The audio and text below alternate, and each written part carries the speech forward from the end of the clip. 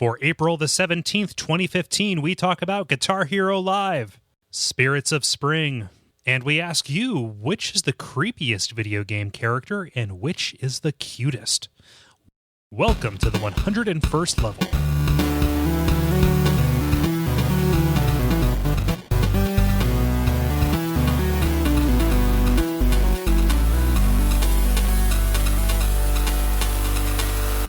My name is Cole Ross. I'm Dennis Furia. I'm David Myersmith. And I'm Ben Merkel. And you're listening to The Level. It's a podcast for people who love video games. And also a little Skype glitch at the introduction there, but we're not going to do that again. Come on. We could barely do it the first time. I know. If we fail again the second time. Yeah, we've already got 100 of these in the can. We don't need to do it again. Guys, we're syndicated. We can coast.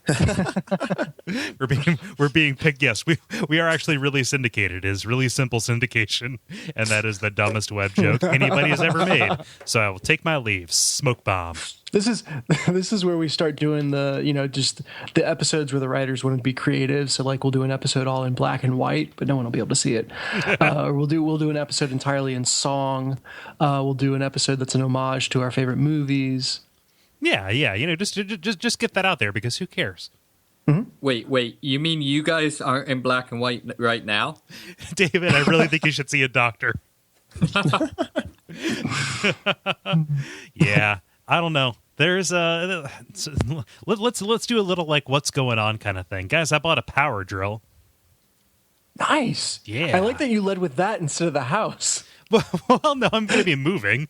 I don't own a house. It doesn't have pay. It's not taking your turn, dude. No, it's it's not drinking your beer. Yeah. No, but like I feel like an adult. Like for the past 2 years, I've been mooching off of my my elderly neighbor's power drill. Yeah. How often would you mooch his power drill? Is this like a once a month thing? Yeah, let's say once a month on average. Wow. So some months more. And I like to build stuff and or take stuff apart. Yeah, but no, that's a lot of drilling. Yeah, I've got a power drill. That's what she's. Yeah, no, I got a power drill. For my move coming up. I'm excited because Advice Hot Dog is back. That's another. I don't know what that is. That is another podcast. That is a show that our buddy Zach from the video games Hot Dog and the Kingdom of Loathing and such did a while ago. Stopped it 2 years ago, and now it is back. And in Pogs? And in Pog form. No. Yeah. It's not related to the power drill. Like, that's just something that, like, I was happy about today. Nice. That, and apparently, like, they announced their new game, too. That's fun. The power drill did? Yes, the power drill. It said, it just had, like, a little note inside of it. It said, hey, you can use this to screw stuff, dummy. Just buy a different kind of bit. You're good. Yeah. Fair enough. Yeah. How about you guys? I didn't buy a drill this weekend, so I kind of feel a bit, behind the times. I did, however, build a fire pit in my backyard. So that's a thing. There was no drilling needed. I kept it very simple.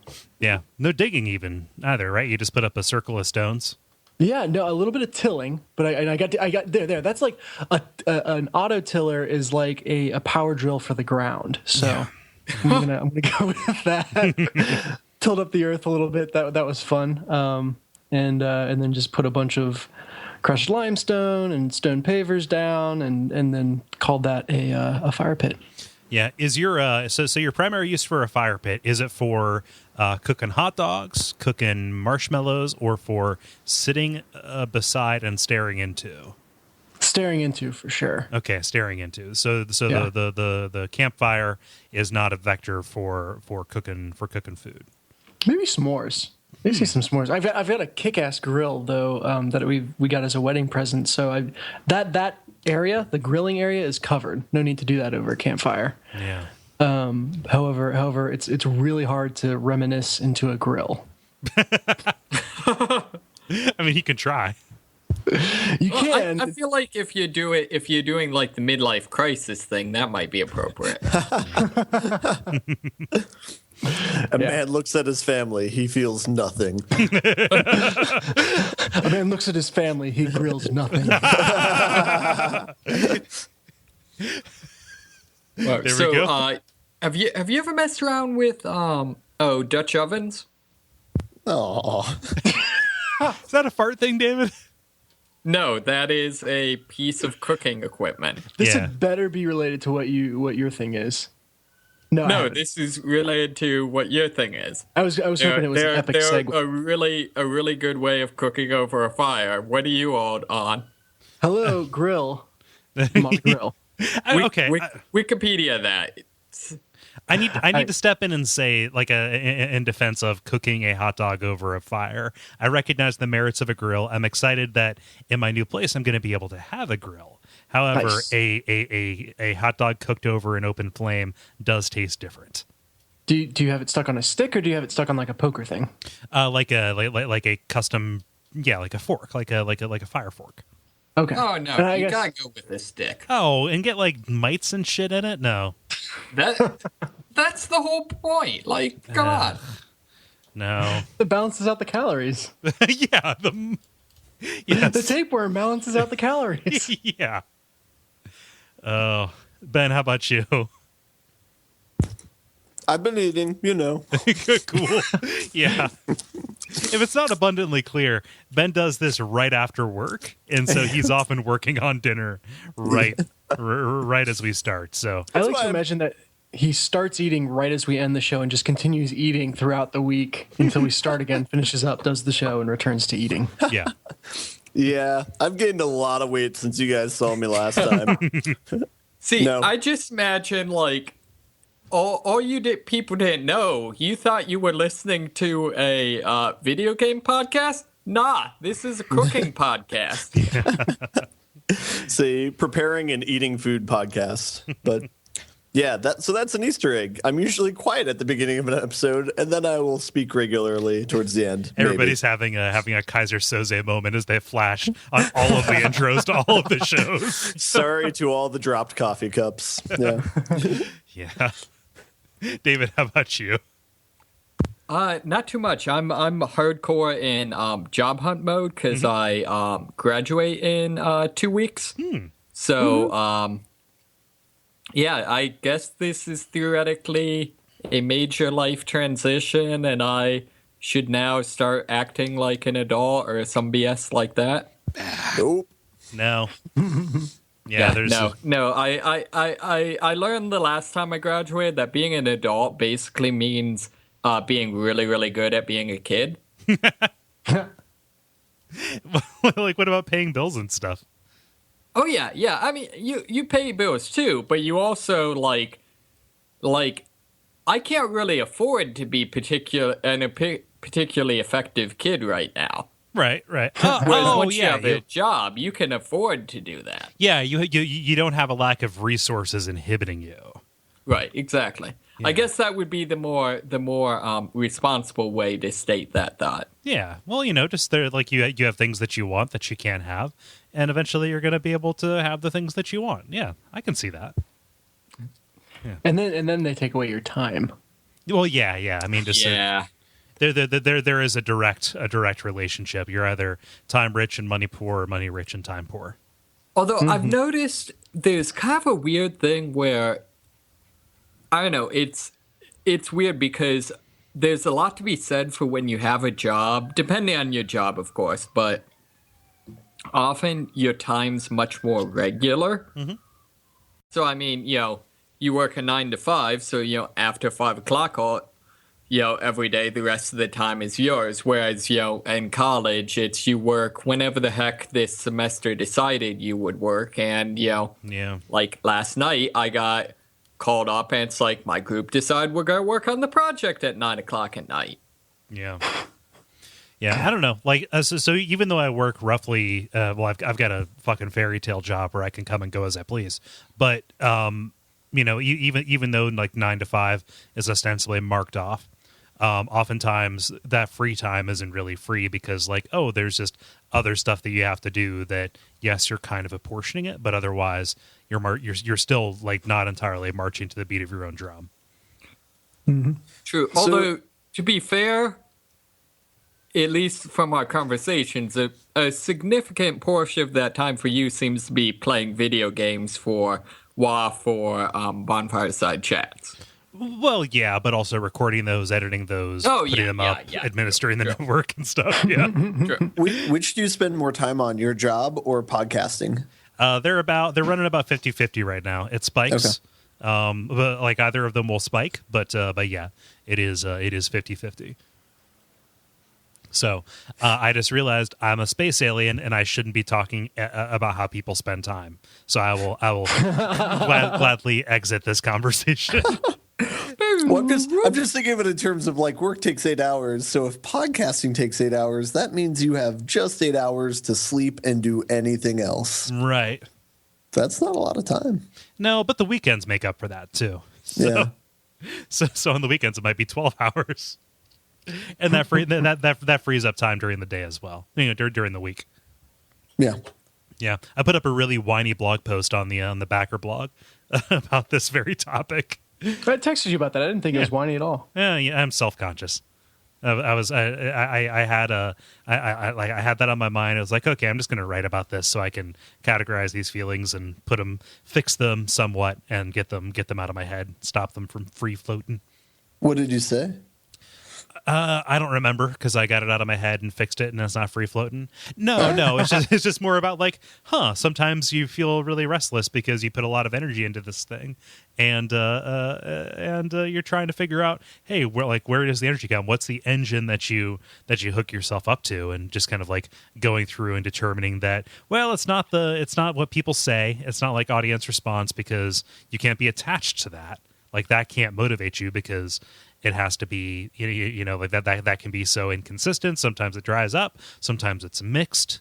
Sometimes somebody camps your reviews on iTunes, whatever. Like, yeah, you don't want to you don't want to spend you don't want to pin your self-esteem and your energy to other people's opinion of you, because that's a bad that's a bad thing. Is it purely for love of games? Well, probably not, because if it was, I would be just playing games with the time, right?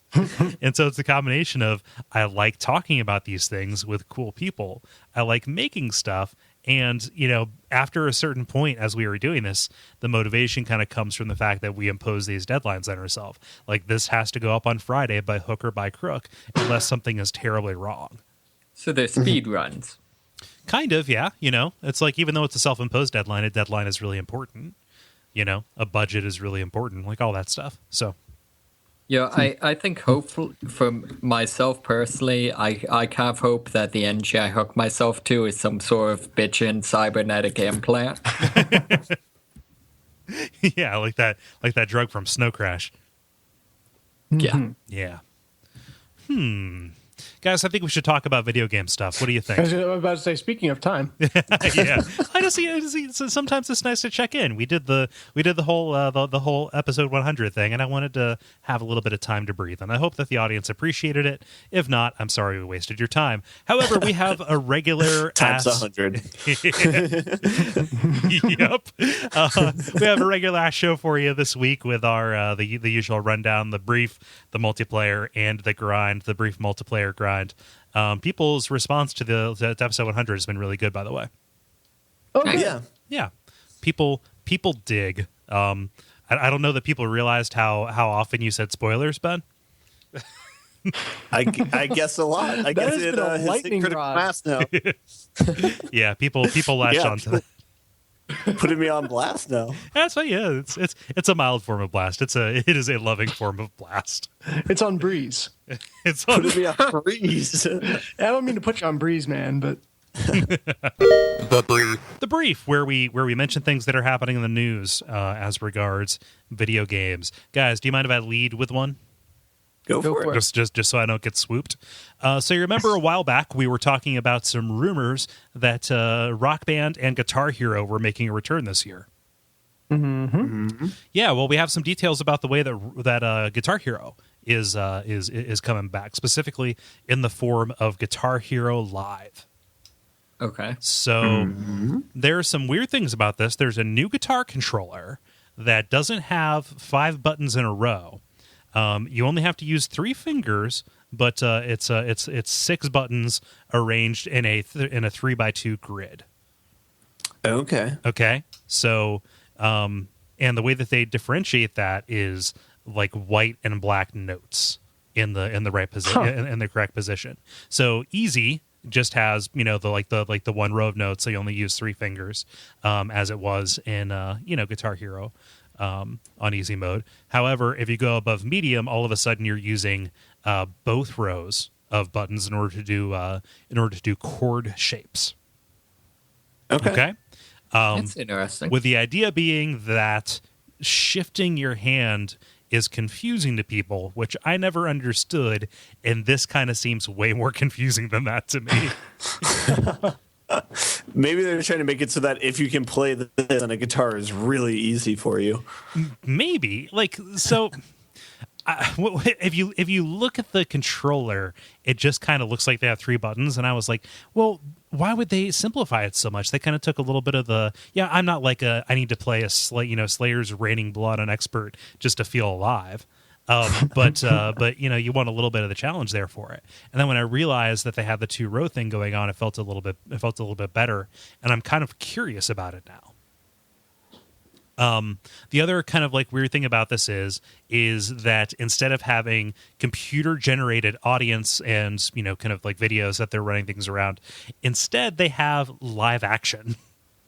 And instead of looking at a band that you're seeing, you are playing from the perspective of the guitarist. So you're looking out at the crowd as they react and dance and sing and do all that. And you're looking at the band and they're going, yeah, keep on rocking. Don't stop the beat. And then you look out at the crowd and yeah, don't stop, can't stop. And you look at your guys again, but if you mess up, there's a little boop, like a flash, and then all of a sudden the drummer's like, no, you're doing it whack. And then you look out at the crowd, they're like, boo, boo. But then you hit a couple more notes and boop. And it's like, yeah, don't stop. So it's really that jarring of a switch? Yeah. According to the Polygon write-up, which is where I'm getting most of this information from. But so what they did was they have a robotic camera rig that they set up, and they pre-program the camera moves so that over the course of the entire song, you're kind of getting the same the same shots at the same time. And they can intercut between them with just a flash, so that if you're on one shot of a crowd, they immediately go from super stoked to I want to leave. Why am I here still? I kind of wonder what band did they get to play for the negative reaction shots? I don't know. How they do the stadium shots They it's a combination of a venue and they green screened stuff. So they basically took a whole bunch of techniques, including that robotic arm camera thing from The Hobbit. What? Yeah, that doesn't seem all that promising, but it looks super weird if you look at the if you look at the play videos out there. It's not it doesn't look great. I like FMV for narrative adventure games because it's goofy, right? And I don't know that this needs to be goofy. Well, it's goofy because you have a bunch of bad actors, right? Maybe. I don't think it's goofy by necessity. I think this would be a really cool opportunity for Oculus Rift. Mm-hmm. You'd have to do a similar thing just with a multi-directional camera. But I think what would really be cool is if you could, get on, play with the guitar controller, and then be able to look around the audience. Yeah. And that way, now I'm getting way more technical than I have any right to speak. But the crowd changes could happen as you're looking at one part of the crowd, they could be updating the other part, and you look back over, and they're not feeling it. Then I look back, and everyone else is mad. It could be a little bit more natural. There's there's a seam where it can articulate when you pass it. But what happens if you just stay lasered onto the audience?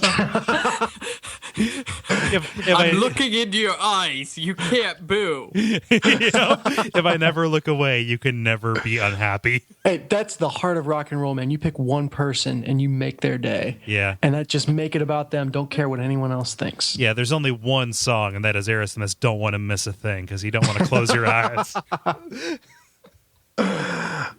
Don't want to close my eyes. I didn't ask you to sing. Get motion sick because it's Oculus. No, that didn't fit. Anyway. That's so that's the other thing that's kind of weird about this. And the thing that's especially crazy is you buy the controller, and apparently that gets you complete access to all the stuff. Oh, so it's just a download? Yeah, so apparently it's just a download. It plays on any of the systems, right? It's also meant to play on like mobile too. Wait, so you can play it. There's not like a PS3 version of the controller? No. It's like they're going to reveal more at E3, but it's just one controller for all of these. That's actually kind of brilliant, because then you can take your controller to your friend's house who has a different system. Yeah, they haven't talked about multiplayer, though. They haven't talked about local multiplayer, and based on what I'm seeing, they're really paring it back to just the guitar experience. However, your point still stands that you can just go over and like, okay, we're going to have Guitar Hero night. You don't need you don't need an instrument. I'm just going to bring it because you have the TV and the sound system. Let's do this. That'd be kind of brilliant if it also worked with like Sony TVs. Oh yeah, if it just if they got it as an app on a smartphone or the smart TV. Yeah. But they're also talking about like you can plug your phone in and play it on the TV from your phone, but there's no details on how you would do that. Huh. Yeah, and kind of along with that, instead of putting out DLC and instead of putting out whole new discs every single year, they have this thing called Guitar Hero TV, where it is a 24-hour like music video loop, and as you tune into it from your app, you can just play along with it, and you have different channels with different genres and stuff, and it's not like real money paying for it every time. I'm not sure I exactly see the appeal of that, because don't you kind of want to play the music you want to play? Well, it's kind of the difference between I guess Spotify is not really like, okay, the difference between Spotify and Pandora, right? Mm-hmm. So Pandora, so Spotify, I hear music I like. Pandora, I hear music that Pandora thinks I like. Yeah, Pandora hear ads. Yes, Pandora hear ads, but more to my point, Pandora ostensibly discover more music based on music that you say you like, and Spotify just get access to a bunch of this music for a flat subscription fee and make your own playlists and stuff. It's kind of I think it's elegant. I'm just not sure anyone's asking for it. Like it is a very elegant solution for a problem that I'm not sure exists. Well, I don't know that anybody's asking for this because like nobody's had a chance to ask for it because this has been dead for 5 years. Yeah. Which I can't tell if that's enough time for everyone to have forgotten about it and it'll be new again, or if that's time for everyone to pick up Rocksmith. Like the devastating thing is, there's going to be all this swirl the day before it launches. Rocksmith is going to come out with a press release that just says we exist, torpedoing the launch of both games. I don't know. Like, I wonder if Rocksmith is as successful as it is because of the vacuum. I think that the audience for like, I want to play this music game and I'm hardcore enough to want to learn how to play an instrument. I think that Rocksmith has been settling further and further into a niche of we are the guitar teaching tool. Mm-hmm. Yeah. So like I'm kind of similar. Like that's the conclusion we drew in the Rock Band episode of Watch Out for Fireballs, which is I really like Rocksmith, and that has kind of taken over the role that Rock Band used to play in my life. But who's to say if that's not just because they're still releasing songs for Rocksmith, whereas they're not. Well, I guess they are now infrequently, but yeah. Are you worried that this feels like a regression, going back to 6 buttons instead of a full guitar? No. So I think that the full guitar controllers, like let's say the Rock Band Pro, the Pro controller, I think that was a little bit of an evolutionary dead end. It got way too complicated. I'm fine with them simplifying and getting back to basics and taking away, like pro mode, like the EA or sorry Harmonix has said Rock Band isn't going to have the keyboard because we want to get back to basics. I think that kind of trimming that and heading backward a little bit is a necessary removal of some bloat. Mm-hmm. As long as they still let you do cool stuff like play with a bunch of people. What I've seen from Guitar Hero so far is not anything that promises fun multiplayer, right? Yeah. Where one person's playing on bass and the other person's playing on guitar, or we're not even mentioning drums or vocals or stuff like that. Like that, I think was the good evolution of that of the complication, right? I'm sure that stat is out there, but I wonder what percent of the time people are playing in a group versus alone. Like whether, because ostensibly that's what the game is about. Is like, hey, these fun party kind of situations where you want to play a party game. And I saw it used that way a lot, but I also saw it used as like a, hey, this is. And I certainly played it that way. Like this is something I'm just going to do for fun on my own. Yeah. So I think that one of those gets people to play it a lot, but I think the other one is what makes it a thing. Is where the majority of the value of having this in your house comes from. Yep. Yeah. I don't know. This is weird. Ben, what do you think? I know that you like rhythm games and stuff like this too. I mean, I think after Rock Band 3, I kind of made my peace with them, so yeah. I don't think I'm going to jump back in. Sorry, dude. Yeah. No, I'm curious. Like, if both of these drop at the same time, it's going to be a tough sell. However, I have more resources now than I did when these first came out, and I still swung it. So, if they could satisfy different needs. Mm-hmm. Yeah. And I don't know how about you, Dennis? I'm out. I think if I pick up a music game, it'll be Rocksmith. Yeah. Which just has, to my mind, for what I use music games for, that's I need it as a teaching tool, and then I'll use other things for party games. Yeah. So, David, you haven't historically been into these things. Sure. I mean, music isn't exactly my thing, so I'm probably not the target market for this. Although I do feel like overall I'd probably have to agree with Dennis. Like, if I were to play these games, I would probably want to be, actually learning something. Yeah. As opposed to just kind of playing a mini game. Mm-hmm. Who else has a story? Hearthstone is finally out on iPhone and Androids. Oh, right. I forgot about that. Yeah, you guys, I almost had broken the habit. I've been clean. I've been clean for months now, and this is going to get me to fall right. Back in. It's downloading on my phone right now. Wait, so you were playing right now? Somebody was researching when I talked. No, I started the download before the episode, and it's just a slow download. Okay, cool. Wait, so you were playing on your laptop before? Yeah, I was playing on my laptop before. Wow, that's crazy. No, I just like that. For as much as you played it, I wouldn't have expected you to do that much at your laptop.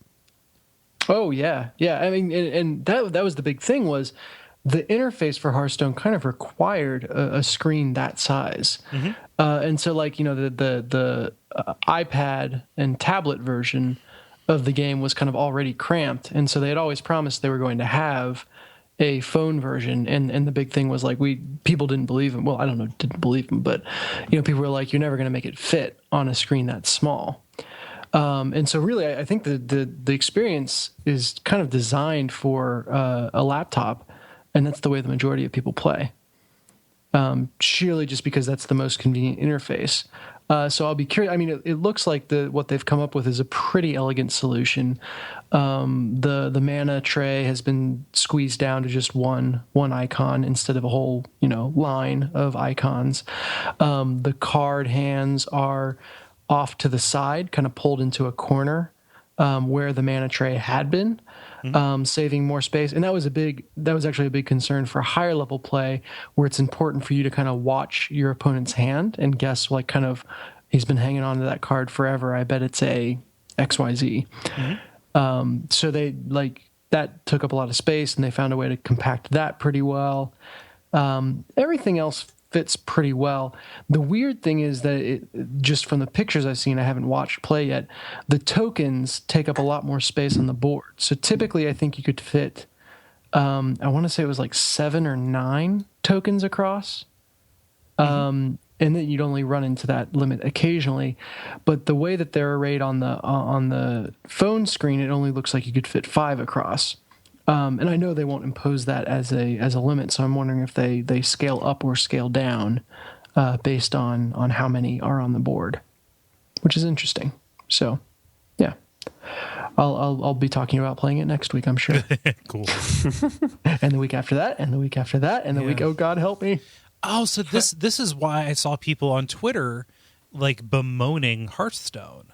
They were Oh, really? They were happy. Maybe maybe they were hitting the same problem I'm going to hit, which is I kind of fell off the wagon just after the second expansion. And so people were still figuring out the second expansion. And now there is another expansion on top of that out that people are kind of in the same stage of figuring out. So I am now a generation behind in terms of the meta and cards to play with and everything like that. So it is possible I could kind of bounce off it and say I dipped out for too long, and now I'm an old fogey who has all them no good cards anymore. I could have been a somebody. I could have been a contender. You're running Juraxis? Oh my god! But anyway, so that's back. Nice. Well, cool. Yeah, you'll have to give us your first-hand review of the interface. Sure. Yeah. Cool. David, how about you?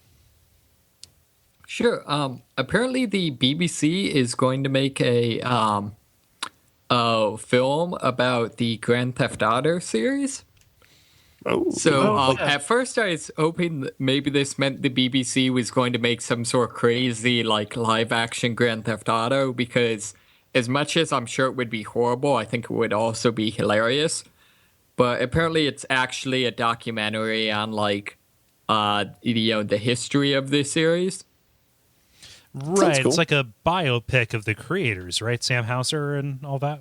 Yeah, I was gonna say documentary that seems to be or the focus. The thing I'm seeing is saying apparently I don't know famous people. Bill Paxton, Yeah, from Independence Day. is playing Jack Thompson.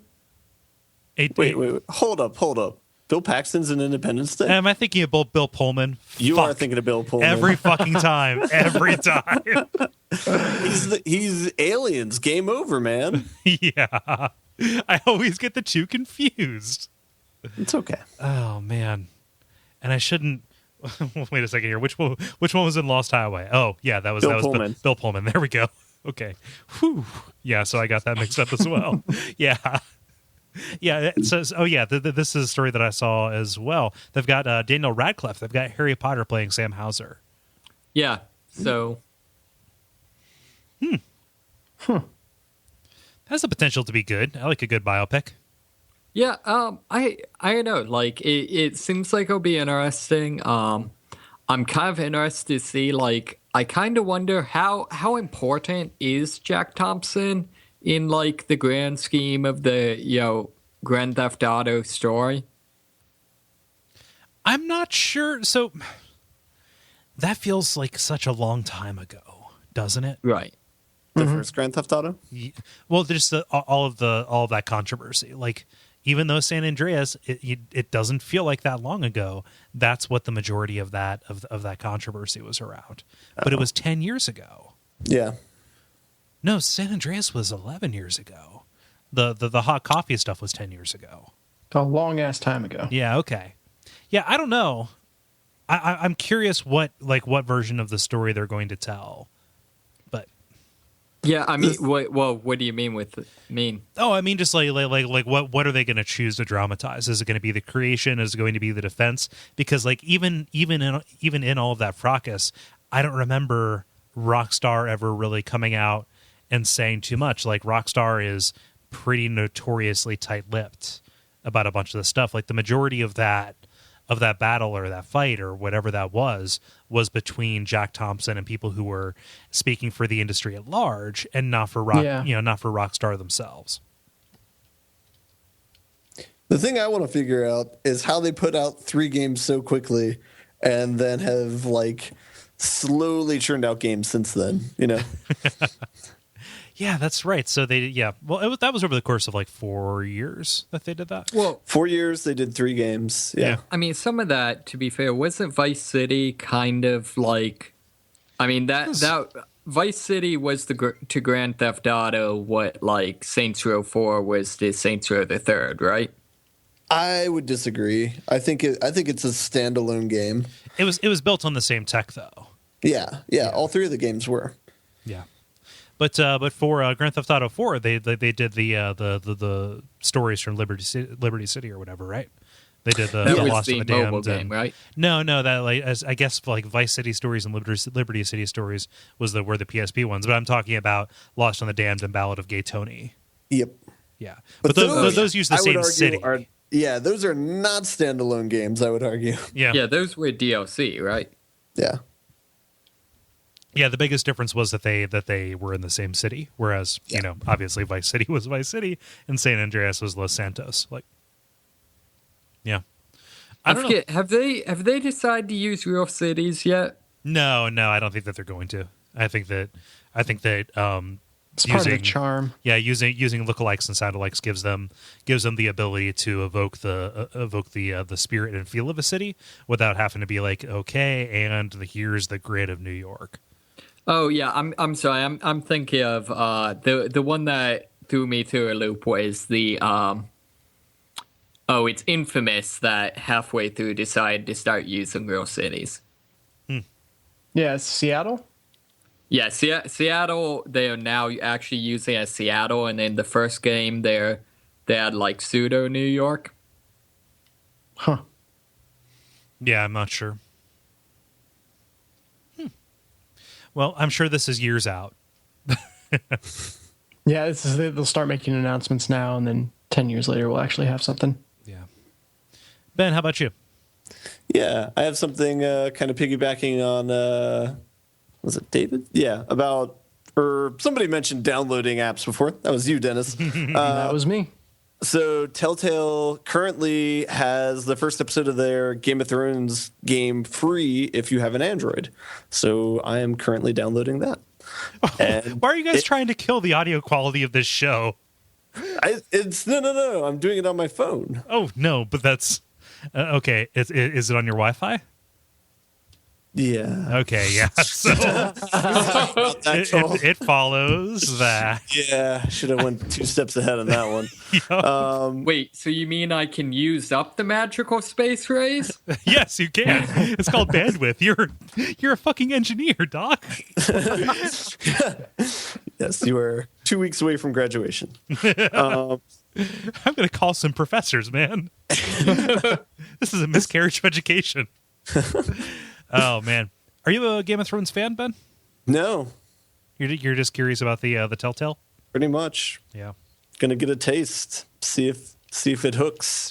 Dip your snoot. Yeah. Did you ever go on from Walking Dead to any Walking Dead media? No. Huh. Wasn't interested. I think I've seen 2 episodes of Walking Dead. Just not interested, man. Yeah, I could see that. I can follow that.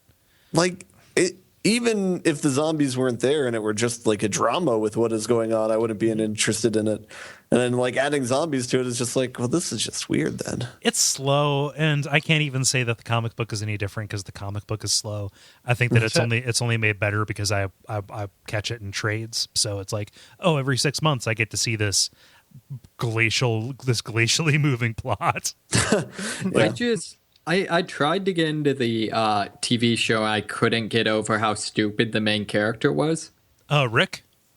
The cop? Yeah, Rick Grimes. Yeah. Says Carl a lot? I know. I got like halfway through the first the pilot. It's fine. It's fine. How long is he supposed to be out? It's like a couple weeks at least. Okay. Yeah. Yeah, that's not how decomposition works. No, it's a virus that makes people come back from the dead.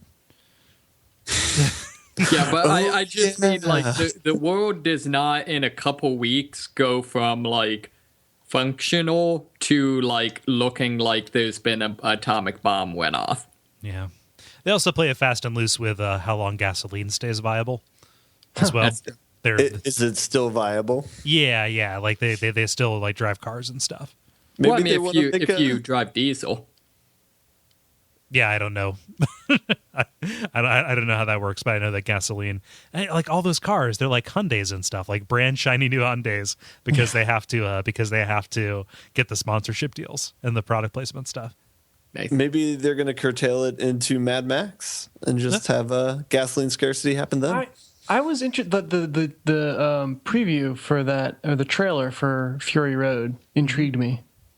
The new Mad Max. Yeah. Right. I'm kind of excited that apparently the director said it's just going to be one single 2-hour long chase scene. Nice. I'm down. Yeah, it looks amazing, but this is not video games. But it does look amazing. No, there's that Mad Max video game at E3. That's true. 2 years ago that we haven't seen any details from.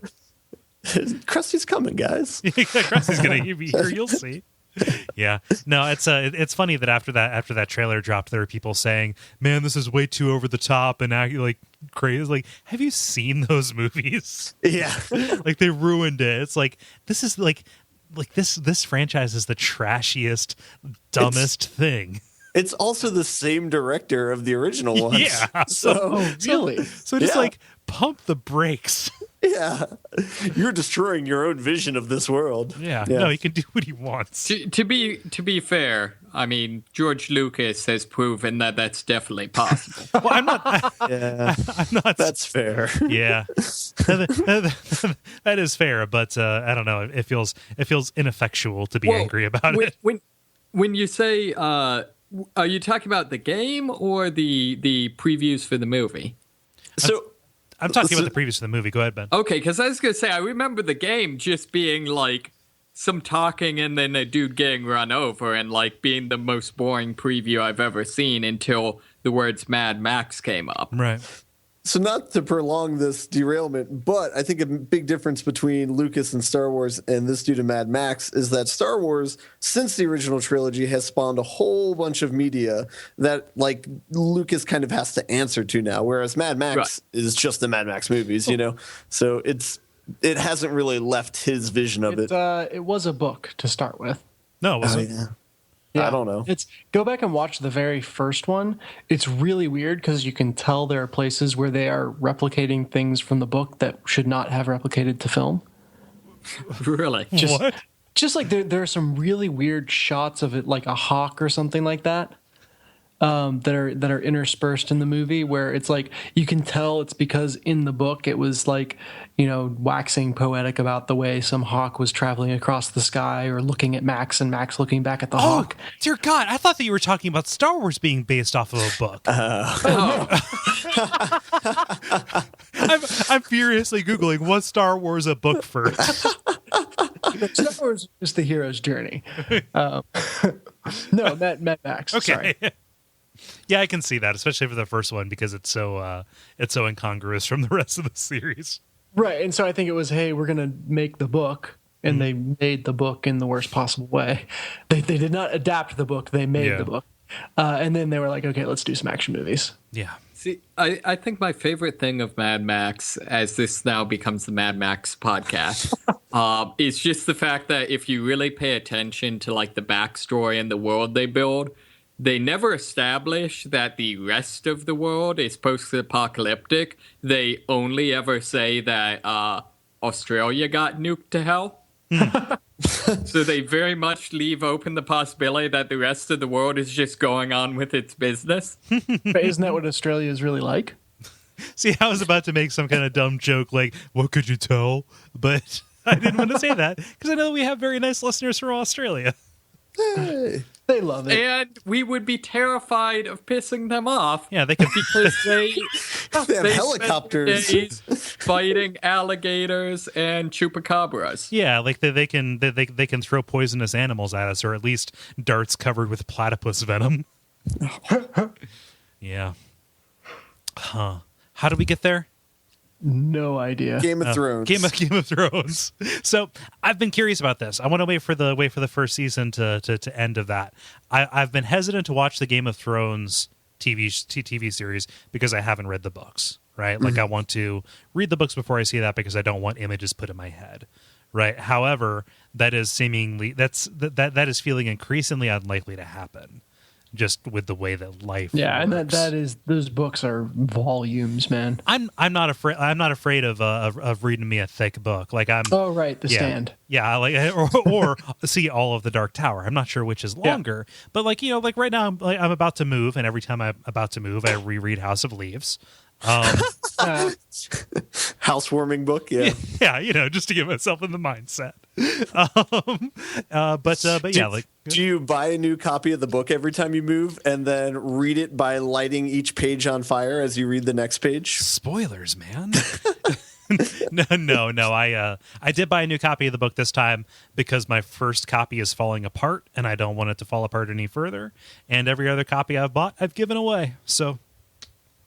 Yeah, but I think that playing the game first would be a viable way to at least get acclimated to the Get your feet wet. yeah to see if I like this. Gotcha. I know. Just wherever I talk to people about the this series, well, at least the books, all that anyone I know ever impresses on me is just how incredibly depressing they are. And And that is something I avoid. I already have enough problems with that. I could see that.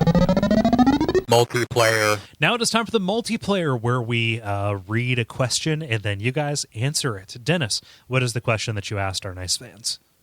I asked our fans about two sides of a spectrum. What is the cutest character and the creepiest character in video games? Yeah, so let's see these. I've got one email response that I'm going to hit first here. This is from Graham Markison, who writes in saying, Goombella was the highlight from Paper Mario Thousand Year Door. Not only was she aesthetically adorable, but she had personality too. She was snarky, but also committed to her studies. I kept her in my party as much as I could. As for creepy characters, I'm going to be very shallow. Although Kingseeker Frampt from Dark Souls is friendly, charming, and kind of funny, goddamn, I can't look at the guy. He's just too ugly. I hope I don't hurt his feelings. That's great. Kingseeker, like his it's his teeth, right? It's like like what if a dog like just jumped up in front of you, opened his mouth, and he had like a human teeth smile. That's like the smile that Pluto does in the Disney animations. Yeah.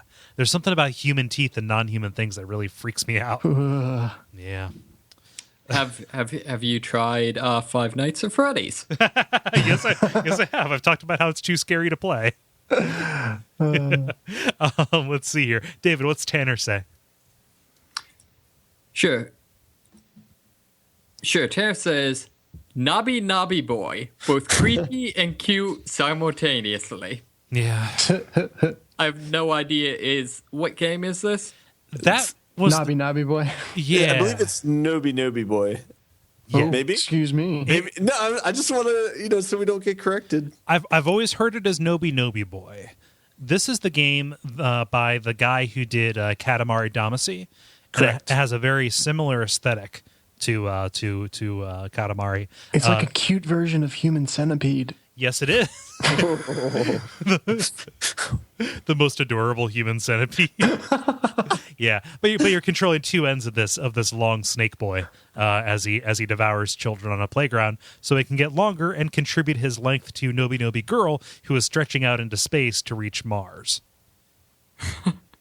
Your normal game. Yeah, it's one of the classic conflicts: man versus man versus self, man versus snake boy going to Mars.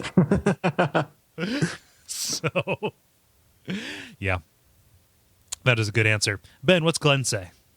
Glenn says the cutest character that comes to mind is Bottles the Mole from Banjo-Kazooie. He's adorable and he teaches some sweet upgrades. The creepiest has to be any villager in the PC Xbox game Call of Cthulhu: Dark Corners of the Earth. Yeah. Can you testify to that? Oh yeah, the Innsmouth I look. can. They do a really good job. Oh, I forgot that you played that, Dennis. I played most of the way through it. Okay. Yeah. So I haven't played the game, but I've played a board game called Cthulhu Wars, and I can totally buy that. They're messed up. It's still the start of that game still annoys me, but that's either The start, like the hotel chase, or well, that was kind of unfortunate. More the fact that when you find direct physical evidence that the owner of the hotel murders his patrons and eats them, you then proceed to go to sleep in the hotel for the night. Yeah, but you lock the door. But I wipe them with my napkin. Yeah. That's a good game. I need to revisit that. Huh. Did that ever get a WAF or anything like that? That was one of the first WAFs we did. Yeah, that's like episode 7 or something. No, that's episode 3. Oh, damn. Yeah. Nice. Yeah, we bit that off early. We did I think in a row we did Dark Corners of the Earth and Vampire the Masquerade Bloodlines before we had any idea what we could actually cover in the amount of time that we allotted ourselves. Yeah. Dennis, what does Tom say? And feel free to abridge this if you would like to. Sure. Tom says I'm going to go with my first instinct on Cutest, which is Mayu from the original Phantasy Star on the Sega Master System, and it's like a cat thing. The thing stuck in my head, though, was his walk animation on the main map, which you can see about 10 seconds of, and he's got a link. Something about that bouncy running always seems super adorable, and it didn't hurt that gameplay-wise he was a badass, good in combat with a range of support magic. The endgame part where he eats magical nuts, grows wings, and grows big enough for the rest of the party to ride on? Less cute, but still cool. Creepiest, tempted to pull something obvious, Shoudan from System Shock 1, Steinman or Sander Cohen from Bioshock. Oh, those are good. I hadn't thought of those.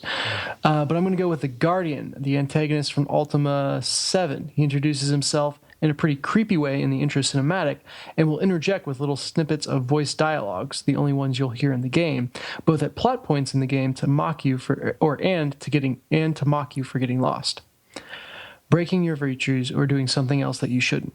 He also doesn't start off in full-on villain mode. He comes across as, if not exactly helpful, more toying with you than moving directly against you. It's not survival horror creepy, but it works well to build up a sense of an omniscient, malevolent force starting to oppose you more forcefully as you track his murderous henchmen across the realm, trying to work out what he's planning and how to stop him. Yeah. Stuff. Yeah, Ultima 7's apparently like one of those games that I absolutely need to play. Huh. People talk a lot of sugar about it. Nice. Yeah. Sean says, when I thought about the cutest character, the parasol-toting Waddle Dee from the Kirby series was the first character that came to mind. Kirby Superstar was perhaps my favorite childhood game, and those adorably descending Waddle Dees clumsily grasping their parasols still rank among the cutest things I've seen in a video game. Creepiest is possibly the Centaurs from Fallout 3. Those boys just ain't... Those boys just ain't right. With their tentacle tongues and unnatural stride. I'm not sure if this was an intended side effect of the question, but now I am imagining those two combined, conjuring the image of a legion of centaurs clumsily grasping parasols as they descend from the sky, creating a fitting but horrifying mental music video for the Queens of the Stone Age song, Monsters in the Parasol. You got a monster in your parasol. Ha! Nice.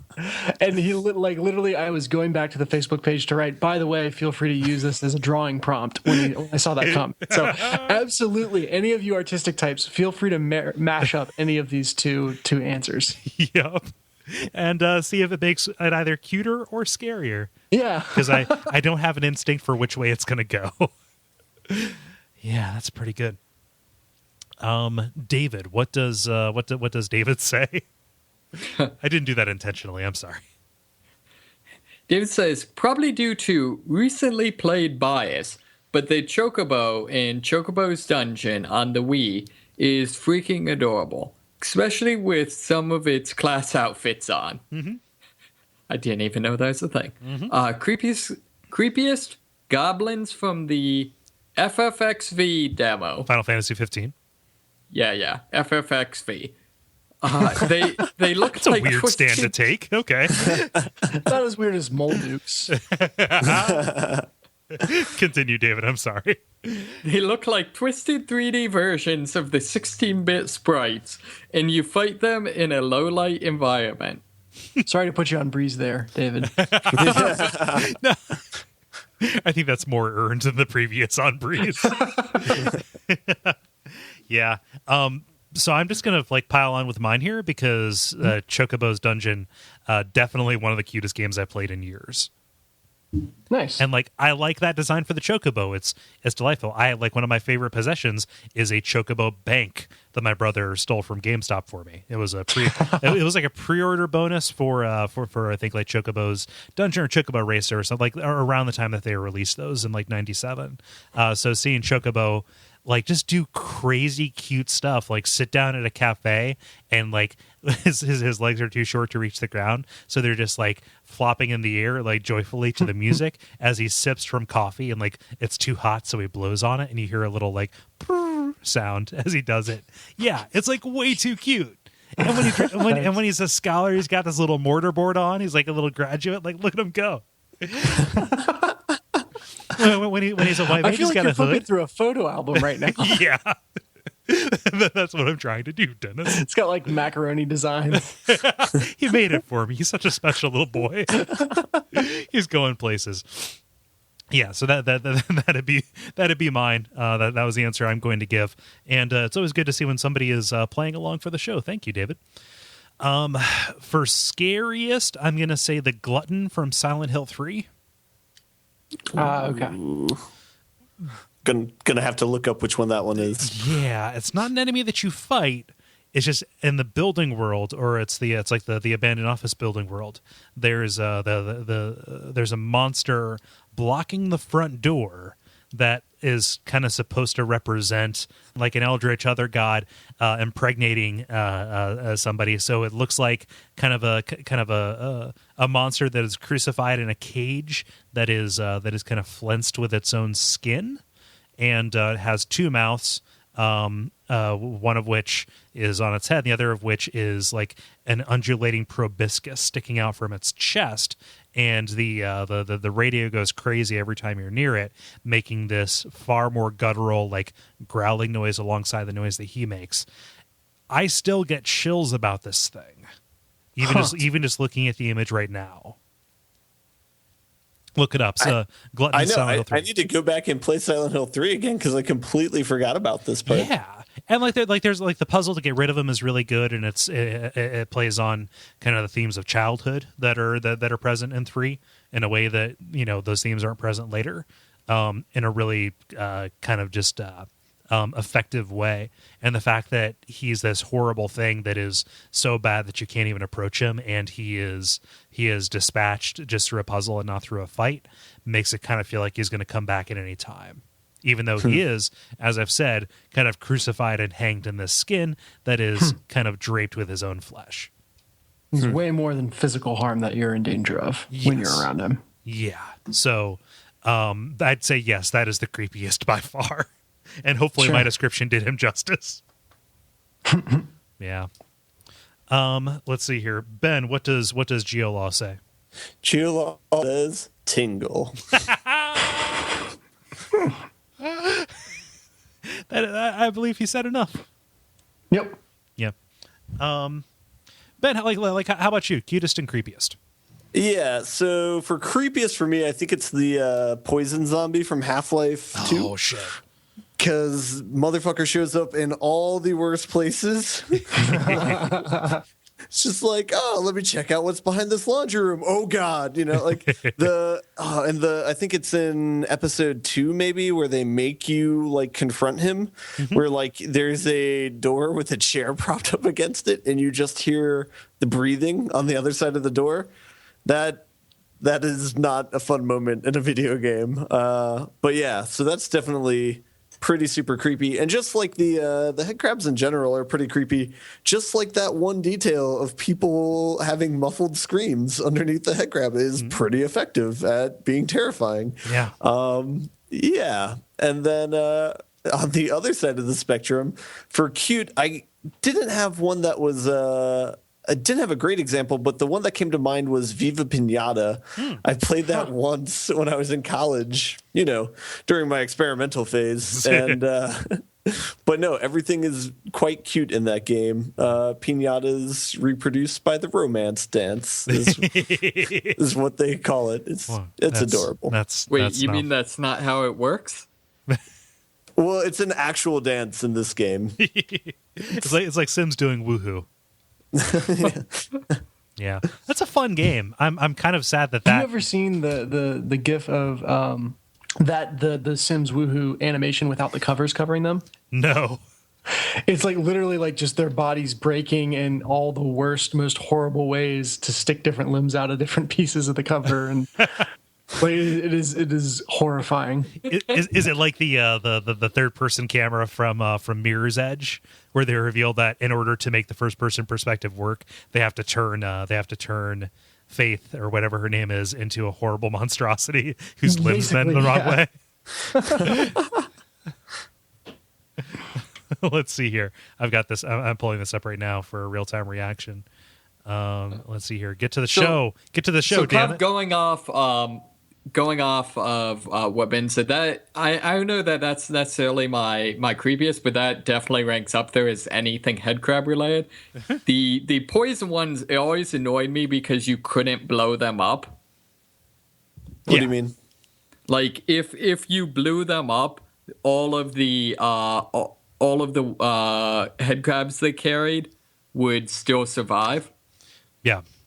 That's why you have to blow them up twice. In rapid succession. Got to double tap that. Yeah. Yeah, no, like you're pretty much, you can't play Half-Life, can you? Because of how spooked it makes you, right? It's a difficult thing for me because like I would probably, if I had to say my favorite video game, like Half-Life 2 would definitely be a contender for it. But the headcrab stuff definitely is tough for me. Yeah. They should make a "We Don't Go to Ravenholm" expansion where you don't go to Ravenholm. Or just replace the headcrabs with birds. But that would probably be really bad. That'd also be scary. Yeah. Well, it's just the spider. It's the spider thing that bothers you, right? Right, exactly. Yeah. Yeah. Huh. Yeah, and that's my weird example for, like, for me the spider thing is very much like it's not spiders, it's whether it can, triggers my, like the Spidey lizard sense? part of my brain or whatever. Right, like the, oh god, it's coming right at me part of your brain, or Well, and it's just the thing where like headcrabs don't really look all that much like spiders, but whatever it is, the way they move, like, just triggers that for me. yeah, triggers the Whereas- version of spiders that you have in your head, not the spiders you just want to like hide in a corner and mow down on mosquitoes. Right, exactly. And so yeah, so it's weird that like those things that aren't that spider-like really, really bother me. Whereas, say like the spiders in I don't know what game. Say like the Diablo series don't really bother me, even though they look much more like spiders. Yeah. So it's like a movement thing, or Yeah. does this trigger its jumping it's jumping right at me reflex? Yeah. So, Huh. What about Cutest for you, David? Cutest for me, well, I guess, yeah, if I did mine, I'd say Cutest for me would probably be, the main character from Gravity Rush. Just the way they do storytelling for her, and, like, a lot of the cutscenes, and kind of a lot of the kind of physical storytelling, the body language and stuff like that is really well done and really adorable. Mm-hmm. I would say for most terrifying for me, I don't know. There's a couple. I mean, Alma would rank up there. From Fear. Trap, Yeah. Voldo's creepy as hell. Yeah. I would say for me though, probably the horn guys from BioShock Infinite. Oh yeah. The ones with the spotlight eyes. Yeah. I mean, one of my strongest memories from that game, I think I might mention this in the extra episode, but there's that point where like you have to go like pull the lever, something like that. Mm-hmm.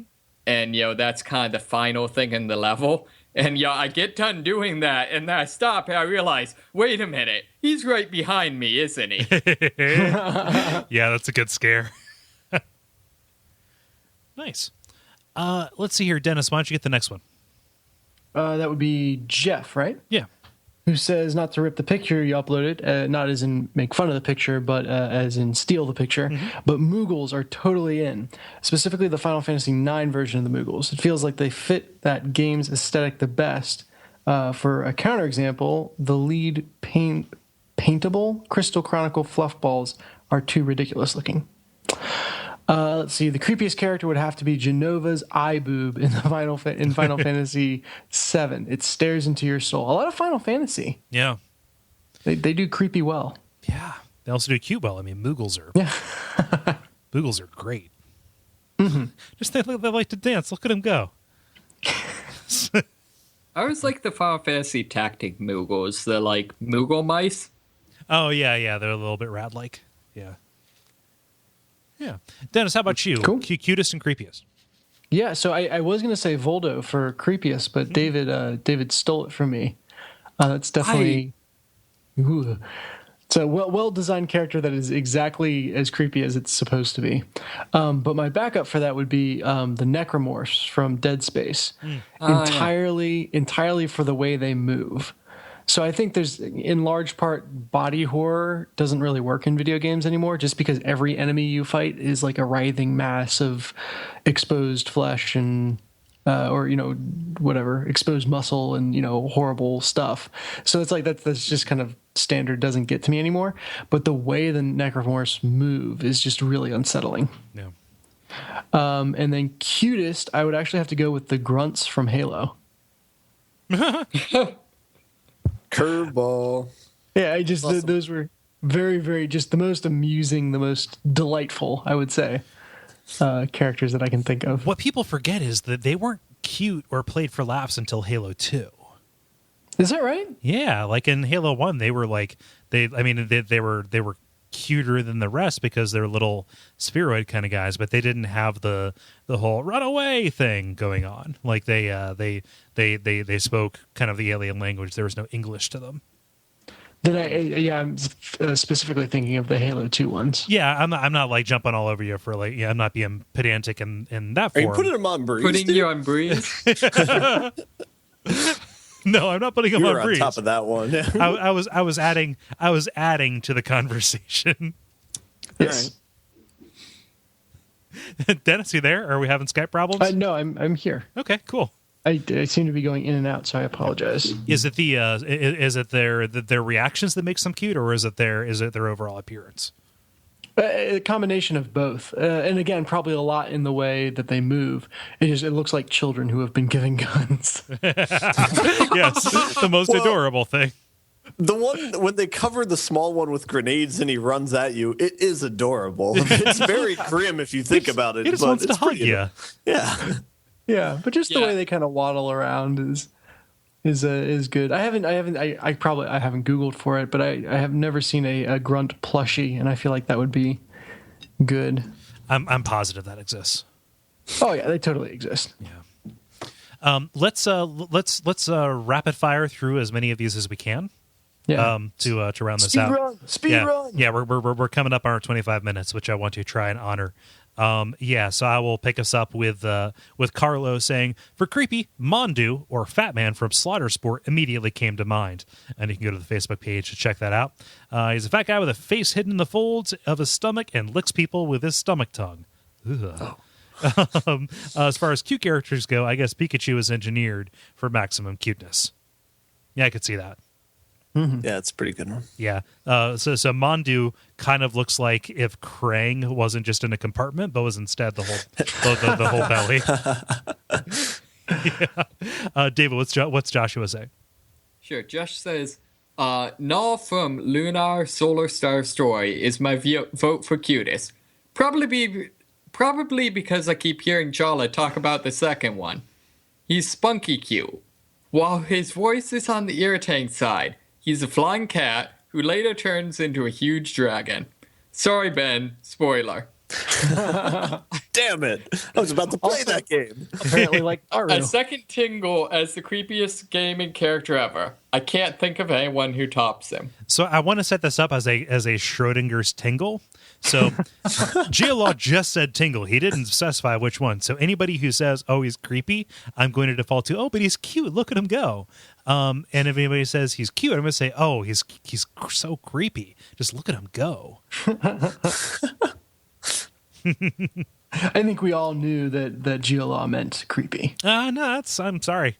I'm going to have to step in here. I'm going to have to correct your police work there, right? Yeah. Ben, what does Franz say? Franz says Kirby is possibly the cutest. When you think about his abilities, he's also incredibly creepy, which is true. The creepiest is a tie between Executioner Smog and Leland from Alpha Protocol. P.S. To me, these questions are just a way to get you guys to mention Alpha Protocol at least once every episode. To be fair, we are probably going to do that anyway. Yeah. Dennis, what's Amanda say? Amanda says creepiest Genova from Final Fantasy VII or Kefka from Final Fantasy VI. Both good answers. Mm-hmm. Yeah. Earl says, I think there are some pretty cute Pokemon out there and maybe a Squirtle or your classic Pikachu. Also, the playable characters and the pugs from Spelunky are all pretty cute guys and gals. For some reason, the Demon of Song from Dark Souls 2 really gave me creeps. It's just real ishy looking. Yeah. Yeah, the Demon of Song is a big frog monster that when he opens his mouth reveals a rubbery looking skull from which he casts spells. It's got like a Fat Man kind of vibe going on. Yeah, face within a face. Ugh. Face where a face should not be. Yes, indeed. David, what does Gustavo say? Gustavo says, the cutest is a tie from BUD from Grow Home and King Moogle in the King Moogle fight in FFXIV. God damn it. Final Fantasy 14. As you fight a bunch of Moogle D&D party. And it's adorable as fuck. The creepiest is the Tamtara Deepcroft boss, Edda the Conjure. You actually meet her earlier in your FFXIV career. I will drop the Skype call. And learn that she went insane after she refused to bury her boyfriend's head.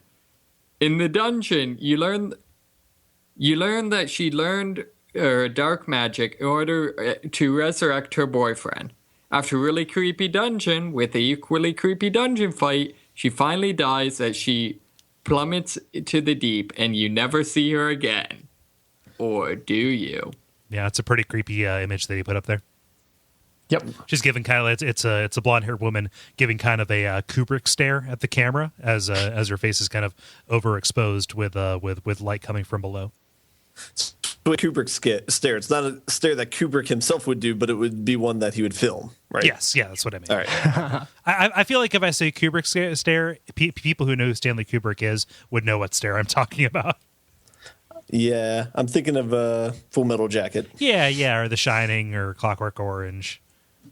Yeah, I guess he did that a lot. Yeah, it's a thing. God, I like Kubrick. Let's see here. Ben, what does Mikhail say? I can't muster any superlatives right now, but Kingseeker Frampt from DS1 sure makes me feel itchy and panicky. I made this note during my first playthrough. I just find his whole appearance and general demeanor unsettling. From his flappy bunny ear mustache to the toothy grandfatherly grin and tremulous proclamations that resound like something between a growl, a seduction, and a threat. It all reminds me of an underlying condensation or condescension. Yeah. Condescension of off-killer personableness that I associate with groomers and pederasts. That's a great sentence. Well written. Yeah. Yeah, I like Kingseeker Framp's voice because it's way too grandiose for him being a like a serpent man with human teeth. Yep. You must seek Gwyn. Yeah. Dennis, round us out with Trent.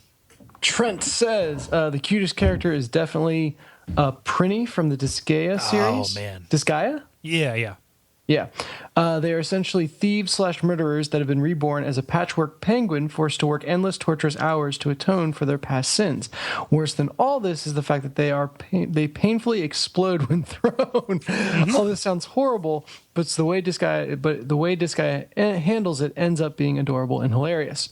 My creepiest pick would probably go to a certain overtly creepy Bloodborne character, but I can't go into detail without spoilers. That said, I'll go with the Oaka from Legend of Zelda Twilight Princess.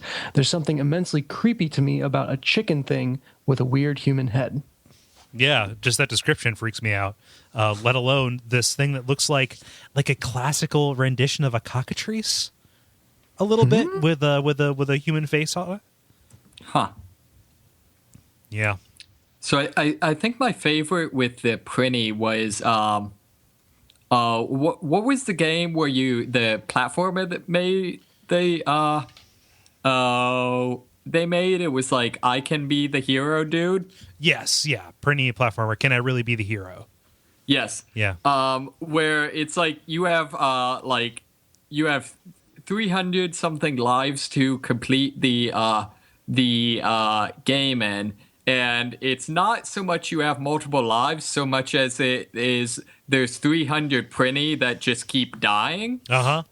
And you're just kind of go churning through their numbers. Yep. Yeah, I always wanted to play that.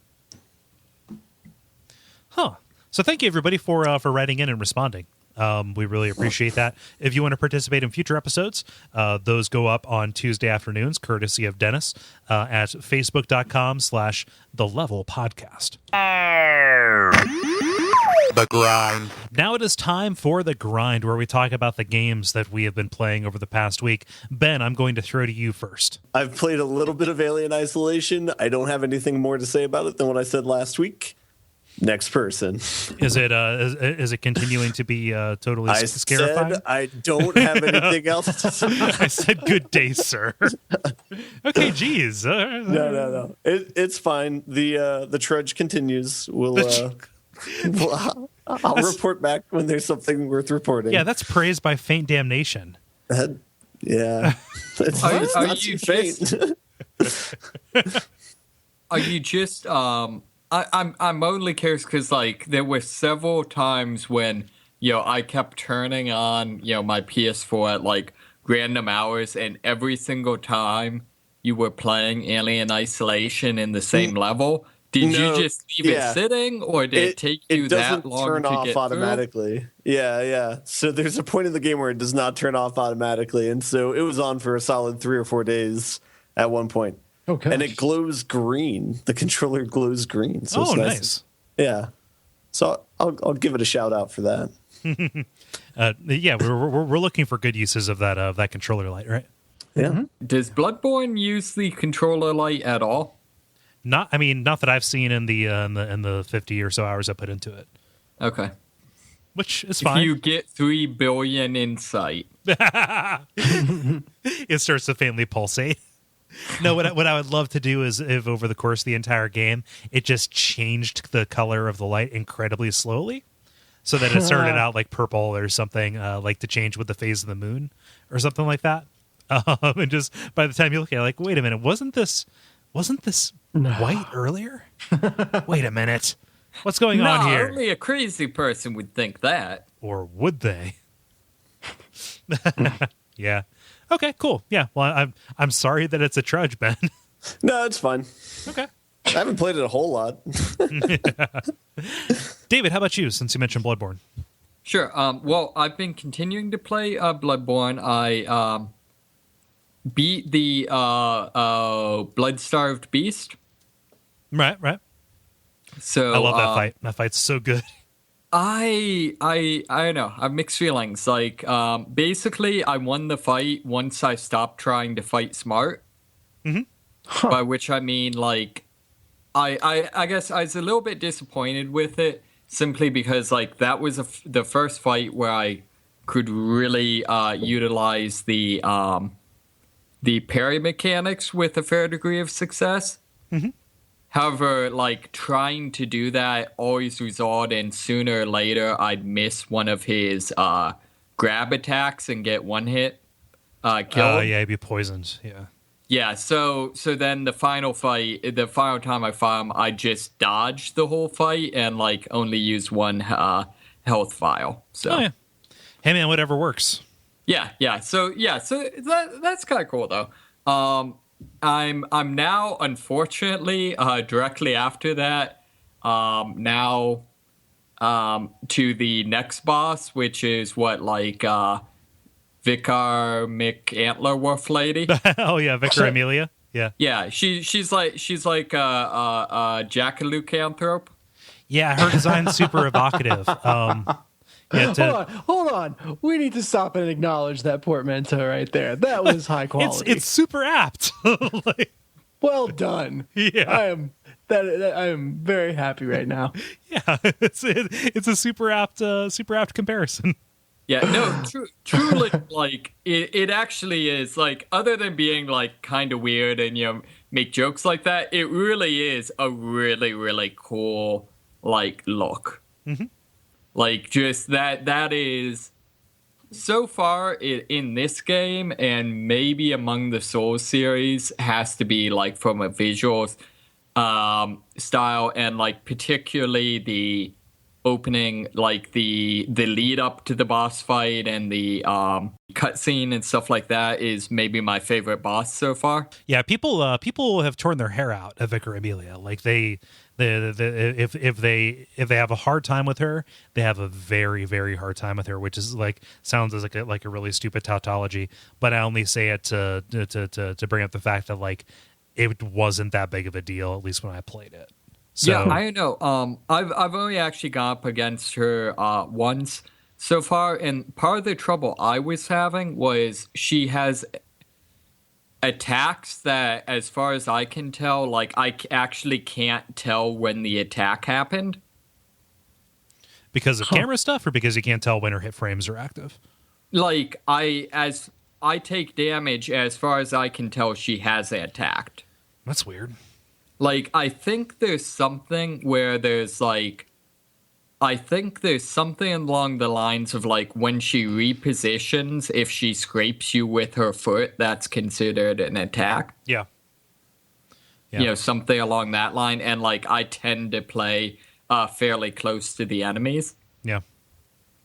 I mean, just kind of as the game is training you to do as well. Right, yeah. So I don't know, like... Overall, yeah, I haven't really played it enough to get a feel for it. At least so far, it seems like your generic, like, giant beast fight. Yeah, it articulates in a different way Good. as the fight progresses. I do kind of feel like, have you ever seen that meme where it's like all the game executives like sitting in the room and someone writes something on like the whiteboard and they're all kind of looking at it perplexed, and then someone writes something else and they're like all like amazed. Mm-hmm. Oh, is that from the Dynasty Warriors unveiling? Like they're on a couch? Yeah. Oh no. The one I saw, it's like they're discussing like we need a new hero to replace the boss from Gears of War, and it's like written on the whiteboard boss, and then the next frame it's big boss. Oh, you mean from Metal Gear Solid? Yeah. Okay. Yeah. Did I say that? You said Gears of War. I just wanted to make sure that Metal Gear Solid. I feel like they kind of have this, except written on the whiteboard for every enemy is wolf. Because it's very much, it's like wolf with fireballs. Yeah. 2-story tall wolf. Poison wolf. Just keep playing. Okay. Yeah. There's I don't know, like most of the things I kind of want to say about it, sort of, I feel like maybe would be a little spoilery, but I know I'm interested in how they're doing the Lovecraft elements. Yeah. By which I mean, I don't know, I think this is probably okay to say, like, as far as I can tell, it's not, I was, when I commented last time about that, I was meaning more, more, some of the themes and overall feel and stuff like that. Where, as far as I can tell, they're basically straight up going with this is a Lovecraft game. Yeah, and there's some people who responded to the episode of Bonfireside Chat where we bring up the Lovecraftiness of it, saying like, "Hey, that's a pretty big spoiler." The nice part about it is even saying that it's that it's Lovecrafty, that stuff that you were picking up on is still there and is still valid. And I think it's important when we say like, "Hey, this game is actually kind of a tour of a bunch of like really cool horror genres," and not just like a Victorian werewolf kind of story. Right. I think that like it's important to say that that's what that is, especially when you're trying to contrast this with the rest of the Souls series. Now, Sure. where it goes from there can possibly be a spoiler if you talk about the specific ways that it articulates. And I don't want to take the joy of discovering that away from you, other Sure, than to say sure. that like, I know you're enough in tune with like the implications of that of that label, like Lovecraftian or Lovecraft-esque, to spot that when it happens. And so Sure. like it's there. It's definitely a factor in what they're doing. So Sure. So, yes, definitely. So, I would say, just a couple other big hits.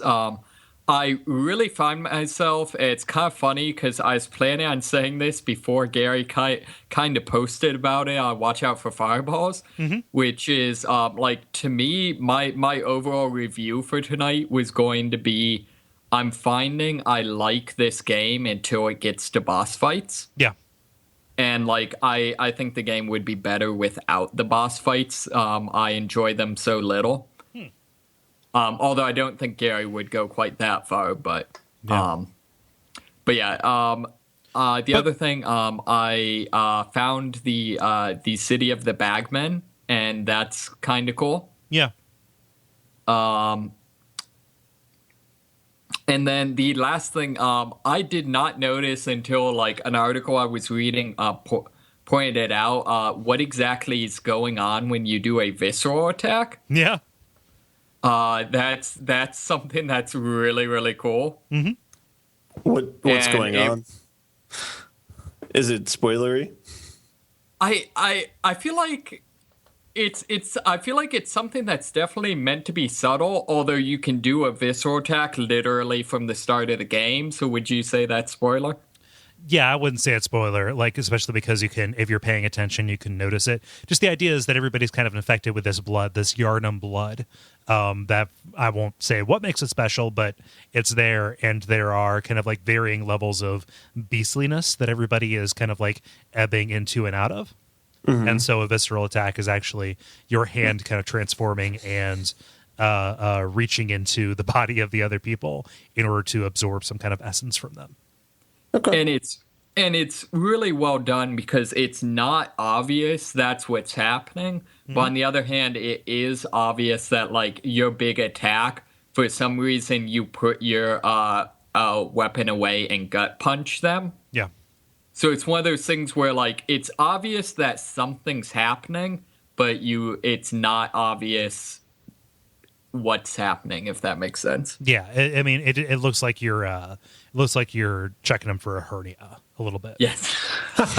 Depending on the height disparity, you could either be Kali-maing them or checking them for a hernia. Yeah, I would say particularly if you manage to sneak up on and backstab the giant pig. Well, the giant pigs have always had butt issues. Yes, but most games, the backstab animation does involve you shoving your arm up to the elbow in that butt issue. Oh yeah. Yeah. So colonoscopies. You're giving them colonoscopies. Yeah. What I will say is you can encounter Vicar Amelia far earlier than you ought to fight her. Don't be afraid to venture beyond her Sure, to the area that's nearby. Would that be the Carnal Lane or whatever? Hammock Charnel Lane, yeah. Yeah. Okay. So that was kind of the other area Oh, I got to. I want to say the area right before that is cheap as hell. Oh yeah. I don't want to ruin what that is for anybody. Yeah, like yeah, area but names, it's- whatever. But to say exactly why that does a thing, I kind of want to have let people experience that sorrow on their own. Sorry. That's all right. No, I was just stopping you before you did it. Yeah. So other than that, at some point I have to go back. I haven't done a hunter fight, so that's kind of on my list. Oh, they'll be there waiting for you. It's fine. Yeah. Can you ever time out of the quest, particularly the was it the Hunter of Hunters chick? Yeah, they'll go away depending on bosses that you fight. Okay. Yeah. At least in my experience, they have. There may be a way that changes that I'm not aware of. There's just so much we don't know. Lots of ins and outs. Yeah, new information's come to light. Yeah. We've gained new insight. Boom. You played anything else, David? I real quickly did some co-op Destiny with my uncle. Not really anything to say. I'm at end level, so I've pretty much played everything. But just what's kind of cool. Playing a game with a family member. That's not something I've really ever done before. Did you like fight it out? Did it end in tears? No. We just killed a lot of dudes that kind of look like the gas suit guys from Mass Effect, like the banker guys from Mass Effect. Oh yeah, the Volus. Yeah, take those and make them like 7 foot tall. That's imposing. should have had that for your creepiest thing. Yeah, that sounds awful. You know the characters I mean, right, Ben? Yeah, that's fair. I don't know. They all run together, bad guys in Destiny. Cool. Yeah, so that's cool that you got to play some games with family. I'm going to move on here to Dennis. How about you? Yeah, so really the only thing I've done is finished Papo Yo. And this game, oh my gosh, it devastated me. It is such a beautiful game, especially now that I've played it all the way through. Particularly towards the end, the scale of the puzzles gets larger and larger. And so I said last week, you're kind of in this fantasy imaginary world where you're kind of rearranging buildings within a city and stuff like that. And that scale just keeps on growing. It almost felt like Shadow of the Colossus-ish at times. Not because you're fighting monsters, but just that was the scale you were working on. Which is very, very successful in making you feel small and powerless. But at the same time leads to just some incredibly stunning vistas.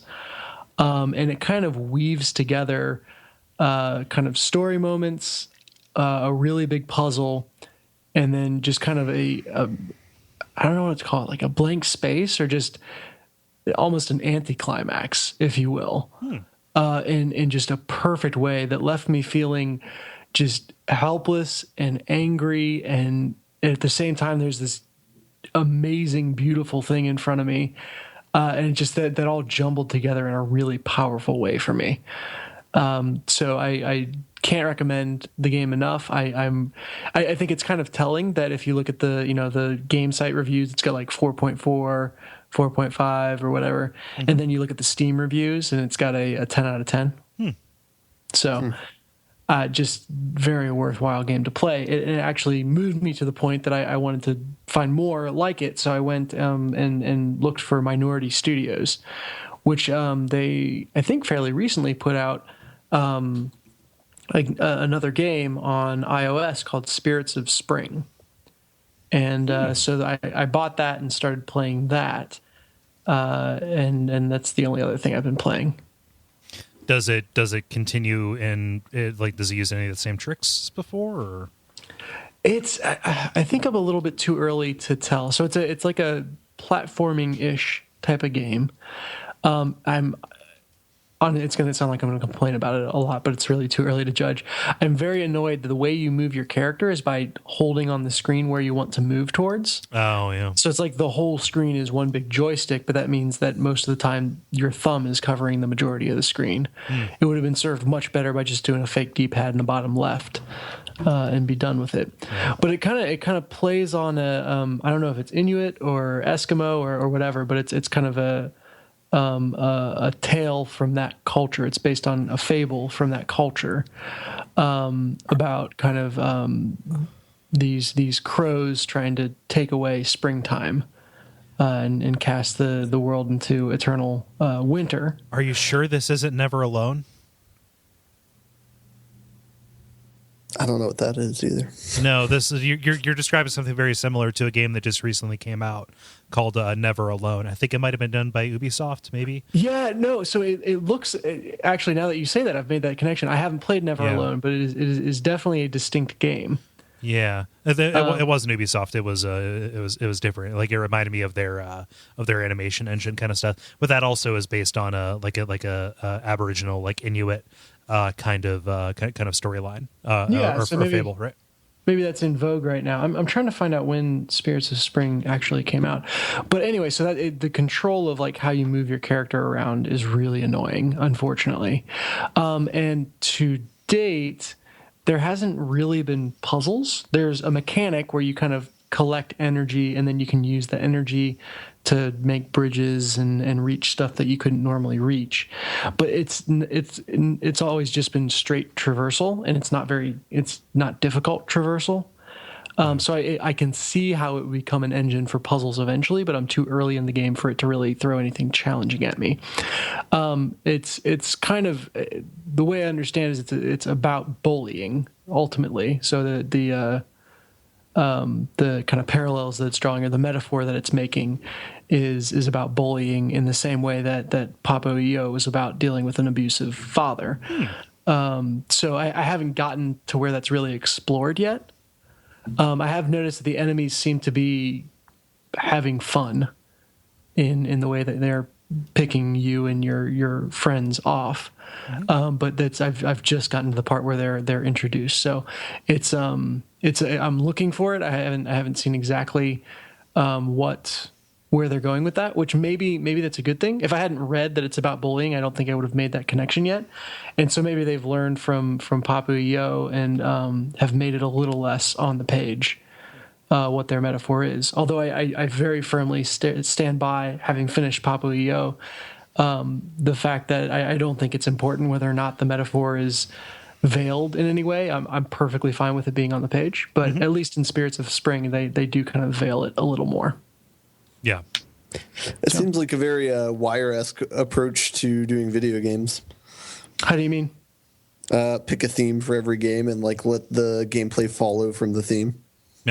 Yeah. Yeah. I will be interested to see where this goes. I'm a little bit afraid it's going to be no good, and that the entire game is going to be traversal without puzzles. But they've built it up more than enough goodwill for me to continue playing.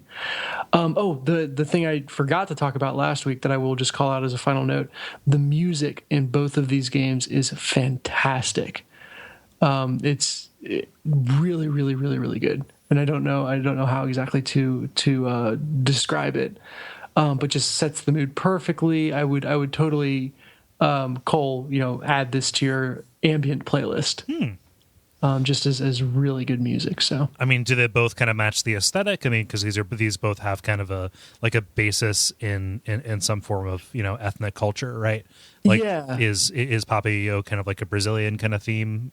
It does have flavors of that. I wouldn't call it. It's not straight up 100% out of that culture, but it definitely has influences from that. The Spirits of Spring, less so. It doesn't feel like it's entirely based on the Inuit culture or anything like that, but it's just very fits the game well, even if it's not kind of directly parodying is the wrong word, but kind of paying homage to that culture. Although I'm sure it's got shades of that. So yeah, but great games, great music. That playing on iOS, and it's a game that I would rather play with the sound on, makes things kind of difficult. 90% of the time you want to play iOS games with the sound off. Right. So that is a bit of a quandary, but I think it does add to the game to play with the sound on. So I'll be interested to see if they end up porting it in any sort of way. Yeah. I always appreciate it when an iOS game says, "Hey, play this with headphones on." Because they have that at the beginning. What's that? They have that at the beginning. Yeah, but like that to me says okay, we're going to be very upfront that in order to get the most of this game, you're going to have to play it in a context that you don't normally play these games in. Yeah, right? It's kind of a warning. Yeah. It's also saying don't play it with the speaker on if you're in the middle of a crowd of people. Because Like that's a jerk. disrespectful. Yeah. God. Have you ever been just like walking around in public? This happens at work sometimes. That like so somebody has nothing else to do, and they'll just start like browsing for new ringtones or text alert tones. It's like, oh, I'm going to do this, and I'm going to play it over the speaker so I know what it sounds like when this happens. It's like, you're seriously doing that in the next room over for my phone call? Yeah. Yep.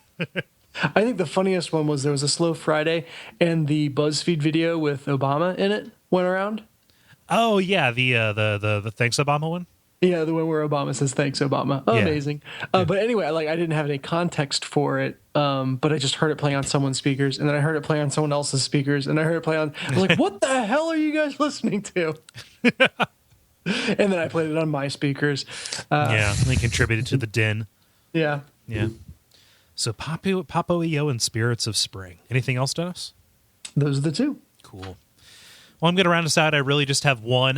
The remake / update to Majora's Mask for the 3DS. Put a little bit more time into that. Like I think I mentioned a little bit more, like a little bit about it when I was talking about kind of the experience of playing the new 3DS, but I really wasn't that far into it. For as much as I love Majora's Mask, it's been an incredibly long time since I've really dedicated any real attention to it. Like I think the last time that I played it was like, let's say early college. Like, so you guys haven't done a WAF on it? No, we haven't. I would love to. Like if we were to approach another Zelda game anytime soon, I would definitely I would rather do that than say like Ocarina of Time, right?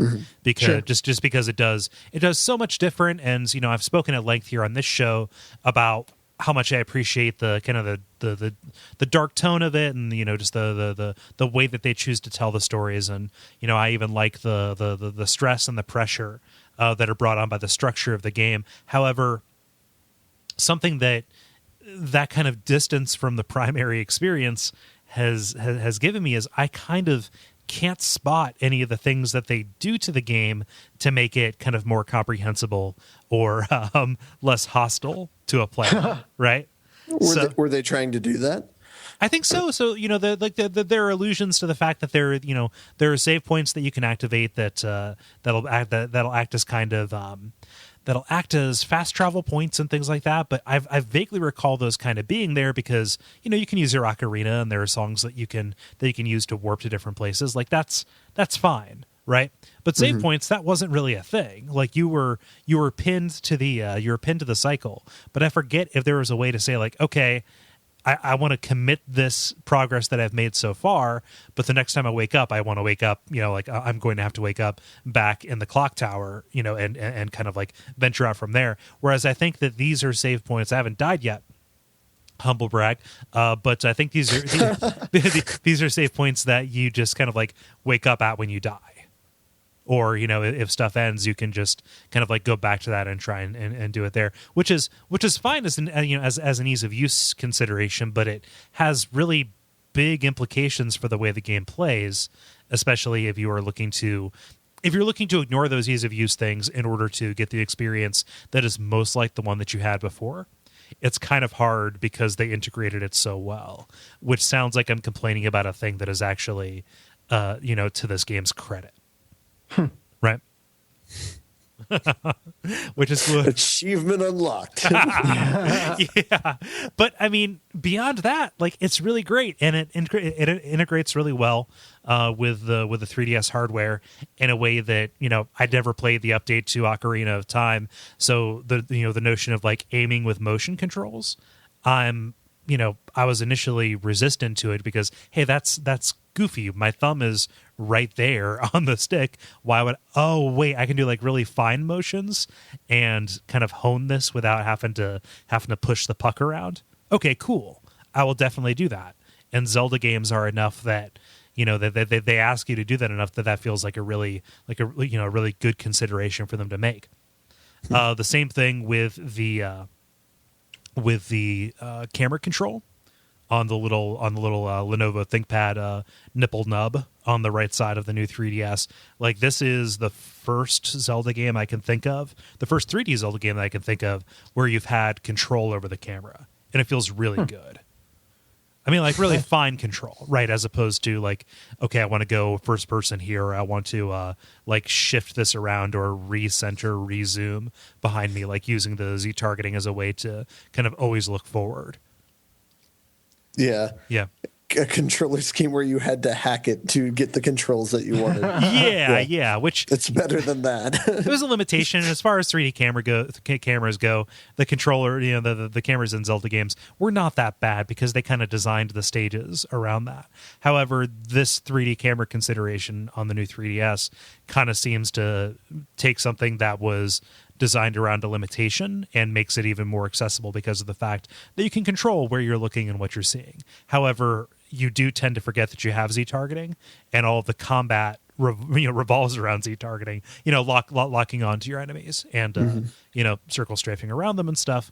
And so getting used to using both of those at the same time is kind of developing a new muscle again, right? Yeah. How does that work since you have camera control? Yeah. If you go to like jump around a person, does the camera not follow you? Do you have to control that yourself then?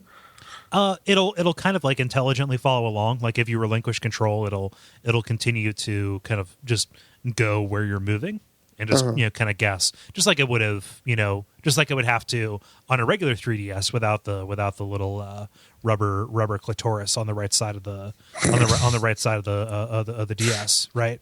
So, you know, like that behavior is kind of built into it. And when you're manipulating the 3D camera, it just kind of says, okay, you handle this, and then if you stop, we'll be here to pick it back up when you're done. Okay. Yeah. So it's really good, and it's been long enough that I've forgotten enough about it to where it feels like a new experience. Like, I've forgotten the way that that most of the world is laid out, and I'm excited to see just kind of how detailed and intricate the world is. Kind of the breadth of subquests that are available. Something I can't remember if it was in the original N64 version is a notebook that it has. Kind of detailing open quests and dangling threads and people's schedules. So as you're going throughout the world and you're encountering somebody who won't talk to you when you are a human, but they'll talk to you when you're when you're a Zora, it'll make a note of that, and you can actually go back through and look at those open quests once you have the Zora mask, et cetera, and on down the line. So as a way to go ahead. Wait, so Zelda has racism now? Yeah. It always had it before too. Yeah, well, this game came out in 2000, so it's had it's a game mechanic. It's been part of Zelda since for 15 years. Like, yeah, and I'm sure that there was some stuff like that. It's fantasy racism, you know. Yeah. Come on. So, Yeah. As a side note, the notebook was in the original game. Oh, okay, cool. So they were being kind even then. But yeah, it's like that whole kind of schedule thing. If a game has like NPC schedules and you can only do certain things at certain times, and where is this person, and it's too complicated, it feels just totally batshit, right? Like it feels incredibly unintuitive in a way that is like hostile, and hostile at the expense of something that is a degree of verisimilitude that I don't think is, asked for, right? Like, hey, just because we can have a full day-night cycle and have people go to work on certain days, like Oblivion does this in a really bad way, and I think Skyrim does it to a certain extent as well, where especially in Oblivion, where they weren't as aggressive with the quest markers, if you were just looking for somebody and they weren't where people said they were going to be, you just kind of had to wait and loiter for days and days and days until they popped up where it is. However, because you're kind of dealing with 3 days and they have, it's like it's separated up into day and night. There are only 6 places any individual person can be, but anything that a game can do to kind of alleviate that and give you the tools to navigate it without reducing the apparent complexity of it, I think that benefits it. Yeah. So this was a good game. It is one of my favorite Zelda games, and I'm very happy with the treatment. I think that it looks great. I think that it plays great, and I'm looking forward to playing it in bed for the next couple weeks. Certainly better than Five Nights at Freddy's. Have you seen that, Moon Man? This is true. I almost used that for my creepiest. They made it creepier for the 3DS version. Oh. Really? Yeah. Wait, how'd they make them creepier? They just redesigned it to be a little bit more high def, a little bit more. Yeah. They wanted more definition in your nightmares. Yeah. Majora's Mask Moon comparison. Let's see here. Ooh, yeah. Yeah, they definitely did. That's not just in my head. I just remember being creeped out by like all the screaming when you turn into the shrub dude. Oh yeah, it's super horrifying because you can tell that every single like bone reshaping is agonizingly painful. Yeah. You guys want to button it up? Let's do it. The credit. Thank you so much, everybody, for listening to episode number 101. 101. I need to figure out the way that I want to say that of the level. We really appreciate it. If you want to help the show out, iTunes ratings and reviews are always a great way to go. There's a ton of great stuff happening across the network. We just reached episode 100. Watch out for Fireballs is crossing the finish line with episode 100 here pretty soon as well. Bonfireside Chat, we just had Bloodborne come out, and that's all huge. So right now is a time where all of that force is kind of multiplied by more interest coming in, and this is a great time to help us maybe not just get on the charts on iTunes, but maybe help us stay there. So that is the usual channels if you are a part of the iTunes ecosystem. But if you are not, we still appreciate you listening. And maybe you can tell a friend, or maybe you can tweet us, tweet about us, or give us feedback, or participate in the multiplayer prompts at facebook.com/The Level Podcast. Guys, did I miss anything? I don't think so. All right. So I've been Cole Ross at Cole Ross on Twitter. I've been Dennis Furia at DFuria on Twitter. I will be David Moneysmith at Moneysmith777 on Twitter. I am Ben Merkel at Merkelizer on Twitter. So we're doing a podcast thing at work. I don't know if it's going to get out for the general public, but I've established that if I say something a certain way, people are going to mimic it. So when I say on Twitter, and you guys say on Twitter, or when I spell things out and you guys do it, the same thing happened there. It was super deja vu-y. Nice. Yeah. Like when you say Final Fantasy XIV. I will flip a table. You know what? Until next time, I will put you on Breeze. That's the title. Like there was no other option. Excellent. Well, there were other options if you want to hear them. Sure. He grills nothing. And a loving form of blast. But putting him on Breeze is the one that went out. Yep. Sure. Excellent.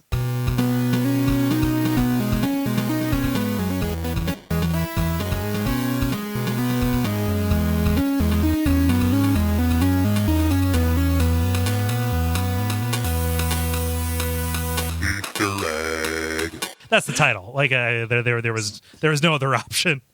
Excellent. Well, there were other options if you want to hear them. Sure.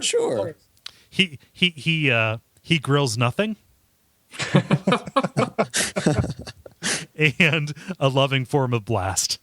But putting him on Breeze is the one that went out. Yep. Excellent.